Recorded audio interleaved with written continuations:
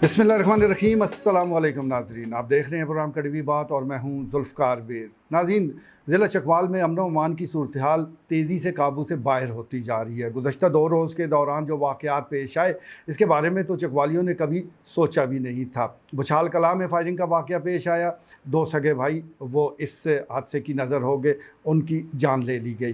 खैरपुर से ही आज इतला आ रही है कि वहाँ पर भी फायरिंग करके एक शख्स को कत्ल कर दिया गया। गुज़श्ता रोज़ ढाब लोहारा मोना में फायरिंग के वाक़यात पेश आए। इसी तरह अशरफ टाउन में एक खातून को कत्ल कर दिया गया। तारागंग के इलाके में भी वहाँ पर भी फायरिंग करके एक दुकानदार को कत्ल कर दिया गया।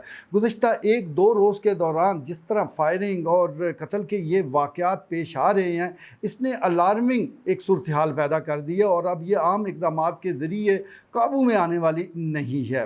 पुलिस को चाहिए कि खुसूसी इक़दामात उठाए, ख़ास तौर पर डिस्ट्रिक्ट पुलिस ऑफिसर अब सिर्फ महज SHO साहबान के तबादले तक ना जाएँ, बल्कि इससे आगे मज़ीद इक़दामात उठाने की ज़रूरत है। एक तो थाने की सतह पर मुख्तलिफ़ जो अमन कमेटियाँ शायद बनी हुई हैं, लेकिन उनको मुतहर्रिक किया जाए, देखा जाए कि उस थाने के हदूद में कौन सी ऐसी दुश्मनियाँ चली आ रही हैं, कौन से ऐसे मसाइल हैं, कौन सी ऐसे तनाज़े हैं जो कि खुदा न खास्ता वो किसी भी खूनी तसादम की शक्ल इख्तियार कर सकते हैं। तो कोशिश की जाए कि उनका कोई हल निकाला जाए ताकि उस थाने की हदूद में अमन व अमान कायम रहे। इसके साथ साथ जो नाजायज़ असला है जिसकी फरावानी है, माजी में हमने देखा कि बड़ी खसूसी जो मुहिम है नाजायज़ असले के ख़िलाफ़ चलाई गई, लेकिन उसमें ज़्यादातर कामयाबी इसलिए भी हासिल नहीं हुई क्योंकि वो मुहिम इस तरह की सख्त मुहिम नहीं थी।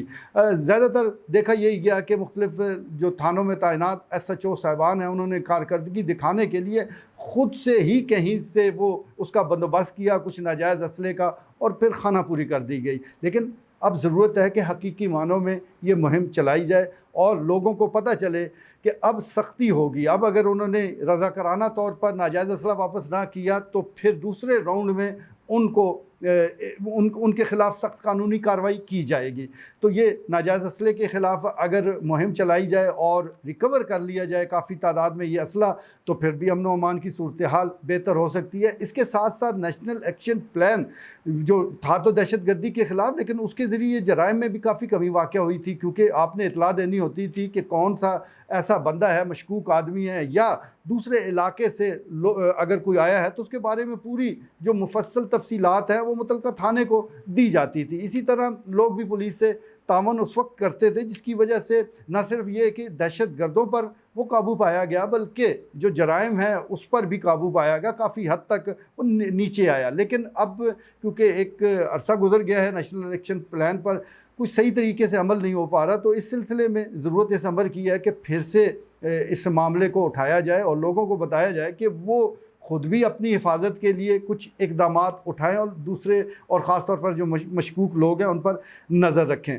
तो इस सिलसिले में ज़रूरी अमर यही है, क्योंकि चोरी डकैती उसकी भी वारदातें बढ़ती जा रही हैं। डकैती और चोरी के दौरान वो मुख्तलिफ़ वाक़यात पेश आ रहे हैं। ख़ास तौर पर डकैती के दौरान कई लोगों की जानें जा चुकी हैं। तो इस सिलसिले में अब इक़दामात उठाने की ज़रूरत है। जैसा मैं गुजारिश कर रहा हूँ कि रवायती किस्म की अगर इक़दामात उठाए गए तो फिर तो कोई फ़ायदा नहीं है। पुलिस को वसाइल दिए जाएँ, भरपूर वसाइल दिए जाएँ और फिर उनसे कारकर्दगी मांगी जाए। आप अगर वसाइल नहीं देंगे तो फिर सिर्फ कारकर्दगी मांगने से मामलात बेहतर नहीं होने। गश्त के लिए अगर पेट्रोल मौजूद नहीं है, जदीद असला नहीं है, गाड़ियाँ नहीं हैं, तो फिर इन लोगों ने कहाँ से उनका मुकाबला करना है, उन डाकुओं का कहाँ से मुकाबला करना है जिनके पास जदीद असला भी मौजूद है, तेज़ तरीन गाड़ियाँ भी मौजूद हैं और कम्युनिकेशन का बेहतरीन सिस्टम भी उन्होंने उनके अपने पास रखा हुआ है। तो इस सिलसिले में सबसे पहले तो अपनी जो पुलिस है इसको वसाइल दिए जाएँ और फिर इससे कारकर्दगी भी मांगी जाए, और जो परफॉर्म ना कर सके, जो तवक्कुआत पर पूरा ना उतरे, तो फिर महकमाना उसे सज़ा भी दी जाए। जज़ा और सज़ा के इस अमल के ज़रिए ही अमन व अमान की सूरत हाल को बेहतर बनाया जा सकता है। तो अब हम तवक्को रखते हैं DPO चकवाल से कि वो कोई ख़ास इक़दामात अगले चंद दिनों में ज़रूर उठाएँगे, जिससे चकवाल का जो अमन है वो वापस लौट आएगा इंशाअल्लाह। आज के लिए इतना ही, इजाज़त दीजिए। अल्लाह ने के बाद।